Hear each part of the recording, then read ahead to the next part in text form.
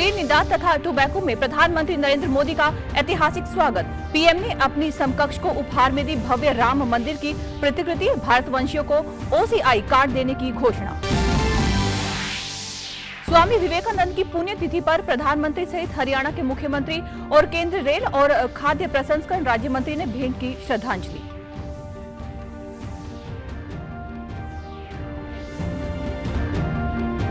और पंजाब के खाद्य, सिविल सप्लाई और उपभोक्ता मामले के मंत्री ने विभाग को इस साल 1 अक्टूबर से 15 नवंबर तक धान के खरीद सीजन को सुचारू और निर्विघ्न खरीद सुनिश्चित बनाने के लिए तैयार रहने के दिए निर्देश।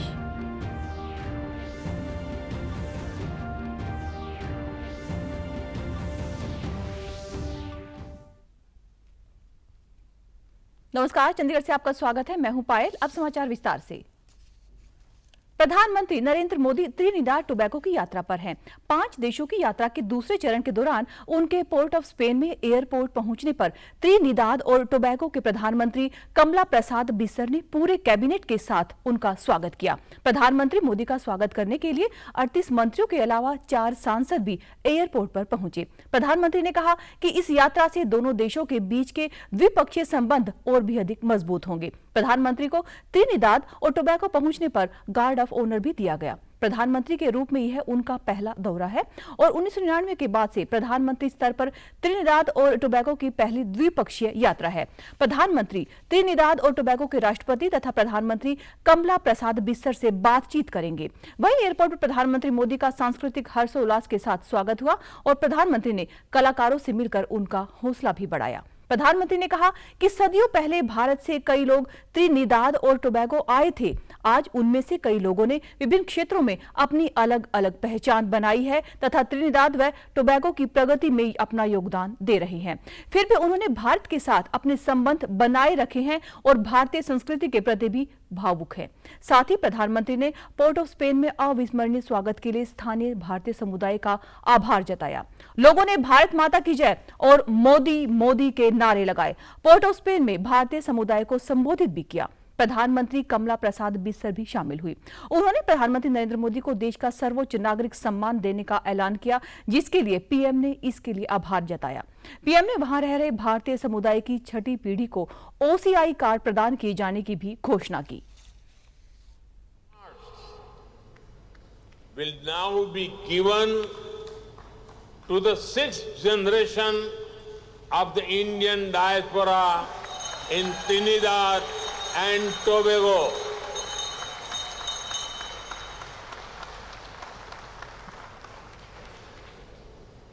You are not just connected by blood or surname. You are connected by belonging. India looks out to you. India welcomes you. And India embraces you. प्रधानमंत्री नरेंद्र मोदी को वहां के सर्वोच्च सम्मान the officer of the order of the star of घाना से सम्मानित किया गया। प्रधानमंत्री नरेंद्र मोदी ने स्वामी विवेकानंद की पुण्यतिथि पर उन्हें श्रद्धांजलि देते हुए एक्स पर पोस्ट साझा किया है। पीएम ने लिखा है कि मैं स्वामी विवेकानंद जी को उनकी पुण्यतिथि पर नमन करता हूं। हमारे समाज के लिए उनके विचार और दृष्टिकोण मार्गदर्शन करते हैं। उन्होंने हमारे इतिहास और सांस्कृतिक विरासत में गर्व और आत्मविश्वास की भावना जगाई है। उन्होंने सेवा और करुणा के मार्ग पर चलने पर भी जोर दिया। हरियाणा के मुख्यमंत्री नायब सिंह सैनी ने भी स्वामी विवेकानंद की पुण्यतिथि पर उन्हें श्रद्धांजलि देते हुए एक्स पर पोस्ट साझा किया है। उन्होंने लिखा कि संपूर्ण विश्व को भारतीय संस्कृति, ज्ञान तथा अध्यात्म की अखंड ज्योति से आलोकित करने वाले युवाओं के आदर्श स्वामी विवेकानंद जी के निर्वाण दिवस पर उन्हें कोटि कोटि नमन एवं श्रद्धांजलि। वहीं केंद्रीय रेल और खाद्य प्रसंस्करण राज्य मंत्री रवनीत सिंह बिट्टू ने भी सोशल मीडिया पोस्ट पर स्वामी विवेकानंद को श्रद्धांजलि अर्पित करते हुए कहा कि उनके गहरे विचार और दूरदर्शिता आदर्श आज भी हमें प्रेरित करते हैं। स्वामी विवेकानंद ने अपना पूरा जीवन बिना किसी भेदभाव के बिताया। खाद्य, सिविल सप्लाई और उपभोक्ता मामले के विभाग को इस साल 1 अक्टूबर से 15 नवंबर तक धान के खरीद सीजन को सुचारू और निर्विघ्न खरीद सुनिश्चित बनाने के लिए तैयार रहने के निर्देश देते हुए विभाग के मंत्री लालचंद कटारूचक ने 15 सितंबर तक सभी जरूरी प्रबंध और व्यवस्थाएं मुकम्मल करने के लिए कहा। अनाज भवन में एक समीक्षा मीटिंग के दौरान खरीद प्रबंधों का जायजा लेते हुए मंत्री ने आगे निर्देश दिए कि 15 सितंबर से 15 नवंबर तक विभाग का कोई भी अधिकारी एक्स इंडिया छुट्टी पर न जाए। मंत्री को बताया गया कि 190 लाख मीट्रिक टन धान की खरीद के लिए जंगी स्तर पर तैयारियां की जा रही हैं और भंडारण के लिए और जगह तैयार करने के लिए धान की ढुलाई संबंधी अक्टूबर 2024 से जून 2025 तक 68 लाख मीट्रिक टन चावल राज्य से बाहर भेजा जा चुका है। अगस्त 2025 से जून 2026 तक लगभग 82.5 लाख मीट्रिक टन चावल 7.5 लाख मीट्रिक टन प्रति महीने की दर से बाहर भेजा जाएगा। मंत्री के ध्यान में यह भी लाया गया कि साल 2025-26 के लिए कस्टम मिलिंग पॉलिसी का मसौदा इस महीने के अंदर तैयार होने की संभावना है। इसके अलावा लेबर और कार्टेज पॉलिसी 2024 के साथ साथ फूड ग्रेन ट्रांसपोर्टेशन पॉलिसी 2024 को 30 सितंबर 2025 तक बढ़ा दिया गया है, जिससे धान की खरीद सीजन को सफल बनाया जा सके। गुणवत्ता से पहलुओं के बारे में मंत्री को अवगत करवाया गया कि national accreditation board for testing and calibration laboratory द्वारा मान्यता प्राप्त प्रयोगशालाएं FCI के नियमों के अनुसार अनाज की रासायनिक जांच कर रही हैं। पंजाब के मोहाली स्थित एक निजी अस्पताल ने एक विशेष बायोप्लेन न्यूरो कैथ लैब की शुरुआत की है। इस अत्याधुनिक कैथ लैब का उद्घाटन आज पंजाब के स्वास्थ्य एवं परिवार कल्याण मंत्री डॉक्टर बलबीर सिंह ने किया। इस अवसर पर स्वास्थ्य मंत्री डॉक्टर बलबीर सिंह ने मैनेजमेंट की सराहना भी की।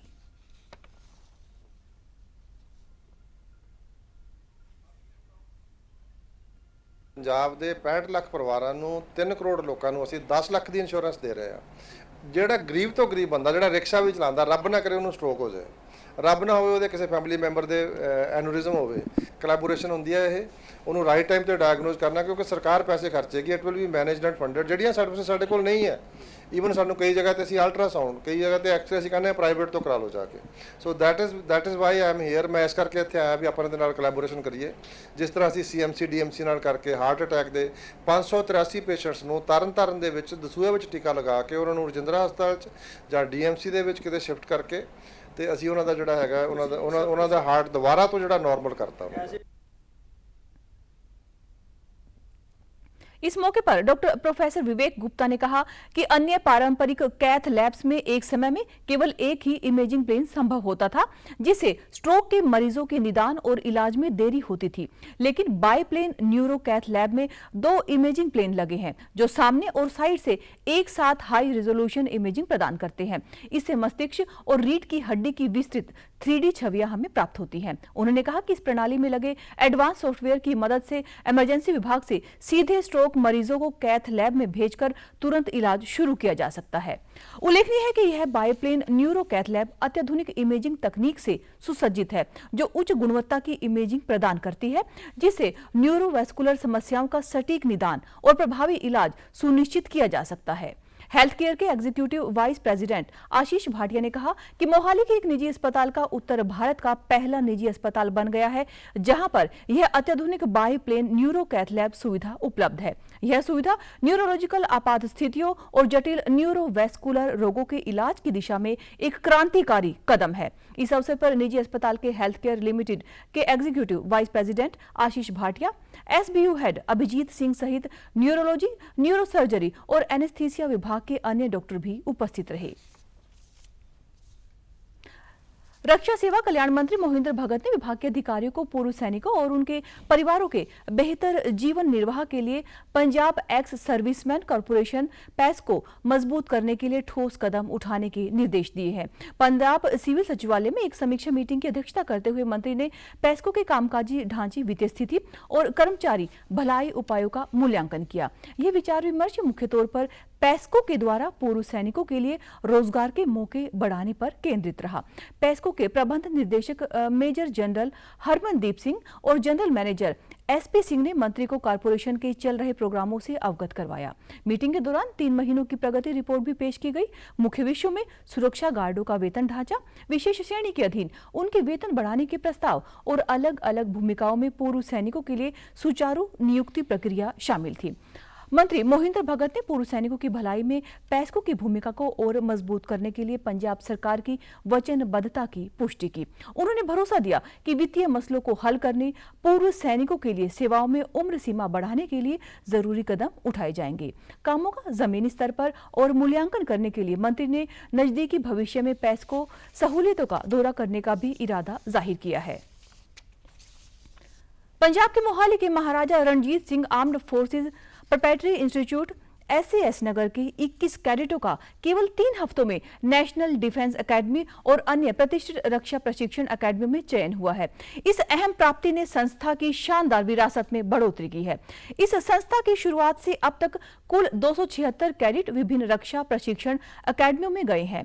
इस इंस्टीट्यूट के director major general Ajay S Sohaj ने VSM में बताया कि कुल 18 कैडेट नेशनल डिफेंस अकादमी के 154वें कोर्स के लिए चुने गए हैं। इसके अलावा कपूरथला से कैडेट गगनदीप सिंह को टेक्निकल एंट्री स्कीम के तहत 13वें कोर्स के लिए college of military engineering Pune के कैडेट प्रशिक्षण विंग में चुना गया है, जबकि गुरदासपुर से कैडेट अर्शदीप सिंह और मोहाली से करण कौशिक की 218वें कोर्स के लिए एयरफोर्स अकादमी में चयन हुआ है। रक्षा प्रशिक्षण अकादमियों के लिए चुने गए कैडेटों को बधाई देते हुए डायरेक्टर चौहान ने कहा कि संस्था के कुछ कैडेट अभी भी अपने नियुक्ति पत्रों का इंतजार कर रहे हैं। उन्होंने कहा कि संस्था इसी तरह से पूरी लगन के साथ हथियारबंद सेनाओं के लिए प्राइमरी फीडर संस्था के तौर पर काम करती रहेगी। उन्होंने कैडेटों को प्रेरित किया कि वे पंजाब और देश के लिए मान बढ़ाने वाले मिसाली अधिकारी बनने के लिए पूरी दृढ़ता के साथ काम करें। वायु गुणवत्ता प्रबंधन आयोग के अध्यक्ष राजेश वर्मा ने कल हरियाणा में वायु प्रदूषण को रोकने के लिए कार्यान्वयन से जुड़ी एक बैठक की अध्यक्षता की। इस दौरान मुख्य सचिव अनुराग रस्तोगी ने प्रदेश, विशेष रूप से NCR क्षेत्र में वायु प्रदूषण से निपटने के लिए एक व्यापक और बहुक्षेत्रीय कार्य योजना प्रस्तुत की। मुख्य सचिव ने बताया कि हरियाणा वर्ष 2025 में धान की पराली जलाने की समस्या को खत्म करने के लिए पूरी तरह से तैयार है। उन्होंने आयोग को बताया कि राज्य ने इस मुद्दे को समग्र रूप से हल करने के लिए वित्तीय प्रोत्साहन और नियामक कार्यवाही के लिए मिलाकर तत्परता के साथ कदम उठाए हैं। किसानों की सहायता के लिए प्रदेश में 3 प्रमुख योजनाओं के तहत वित्तीय सहायता प्रदान की जा रही है। राज्य सरकार ने परिवर्तन को लेकर भी कई सख्त कदम उठाए हैं। इसके अलावा गैर NCR जिलों में स्थित ईंट भट्टों में धान की पराली आधारित बायोमास प्लांट के उपयोग को अनिवार्य करने के लिए हरियाणा के ठोस प्रयासों के उपयोग को अनिवार्य करने के लिए हरियाणा के ठोस प्रयासों के बारे में उन्हें जानकारी दी गई है। इसके तहत एक स्पष्ट समय सीमा निर्धारित की गई है, जिसमें नवंबर 2025 तक 20% और नवंबर 2028 तक 50% तक बायोमास के उपयोग का लक्ष्य रखा गया है। राज्य में से नशों के उसको खत्म करने के लिए मुख्यमंत्री भगवंत सिंह मान के निर्देशों पर शुरू किए गए युद्ध नशे विरुद्ध के 124वें दिन पंजाब पुलिस ने कल 107 नशा तस्करों को गिरफ्तार करके उनके कब्जे में से 1.2 किलो हेरोइन और 21,980 रुपए की ड्रग मनी बरामद की है। इससे सिर्फ 124 दिनों के अंदर गिरफ्तार किए गए कुल नशा तस्करों की संख्या 20,287 हो गई है। यह ऑपरेशन पंजाब के DGP गौरव यादव के निर्देशों पर राज्य के सभी 28 जिलों में एक ही समय चलाया गया। ऑपरेशन का विवरण देते हुए स्पेशल DGP कानून और व्यवस्था अर्पित शुक्ला ने बताया कि 100 गजटेड अधिकारियों की निगरानी के अधीन 1500 से अधिक पुलिस कर्मचारियों के सम्मिलन वाली 220 से अधिक पुलिस टीमों ने राज्य भर में 495 स्थानों पर छापेमारी की, जिसके चलते राज्य भर में 78 FIR दर्ज की गई। उन्होंने कहा कि दिन भर चले इस ऑपरेशन के दौरान पुलिस टीमों ने 506 शक्की व्यक्तियों की जांच भी की। पंजाब सरकार द्वारा राज्य में नशों के खात्मे के लिए 3 आयामी रणनीति इन्फॉर्मेंस, डी एडिक्शन और प्रिवेंशन लागू की गई है और पंजाब पुलिस ने इस रणनीति के हिस्से के तौर पर 71 व्यक्तियों को नशा छोड़ने और पुनर्वास का इलाज लेने के लिए राजी किया है। ब्रॉडकास्ट इंजीनियर सोसाइटी एक्सपो 2025 कल से नई दिल्ली में शुरू हुआ, जिसमें प्रसारण जगत से अत्याधुनिक नवाचारों को एक साथ लाया गया है। 3 दिवसीय कार्यक्रम में मीडिया परिस्थिति तंत्र को आगे बढ़ाने वाली नवीनतम तकनीकों का प्रदर्शन किया जा रहा है। इस वर्ष का विषय आर्टिफिशियल इंटेलिजेंस के माध्यम से मीडिया परिदृश्य को बदलना, भारत के प्रसारण भविष्य को नया आकार देने में एआई की बढ़ती भूमिका पर प्रकाश डालना है। यह एक्सपो प्रधानमंत्री नरेंद्र मोदी के मेक इन इंडिया विजन के साथ भी जुड़ा हुआ है, जो प्रसारण उपकरणों के स्वदेशी विकास को प्रोत्साहित करता है। Smartphones, that they will like to see everything on the smartphone. So one has to grow with it, and one has to, change the style of broadcasting, the content, and to suit to the demand of the current generation. And we at Prasar Bharati, as a independent public service broadcaster, we are proud to be both custodian of tradition and driver of innovation. With Doordarshan and All India Radio, we have a unique responsibility to not only inform, educate, and entertain more than 1 billion citizens. Prasar Bharati के मुख्य कार्यकारी अधिकारी गौरव द्विवेदी ने कहा कि प्रसार भारती का उद्देश्य समय के साथ दर्शकों की मांग को पूरा करना और देश हित के लिए काम करना है। Coming in regularly from all the major production centers in the world. India, of course, is one of the leading centers, and over a period of time, it is not only what we call Bollywood, but also the Indian cinema as a whole has upped its game in terms of the volume of content being produced and also the quality of the content being produced. और आप हमारे समाचार YouTube channel DD news Chandigarh, Facebook DD news Chandigarh और social media X DD news CHD पर भी देख सकते हैं। तो इसी के साथ चंडीगढ़ से समाचारों का सिलसिला समाप्त होता है। नमस्कार।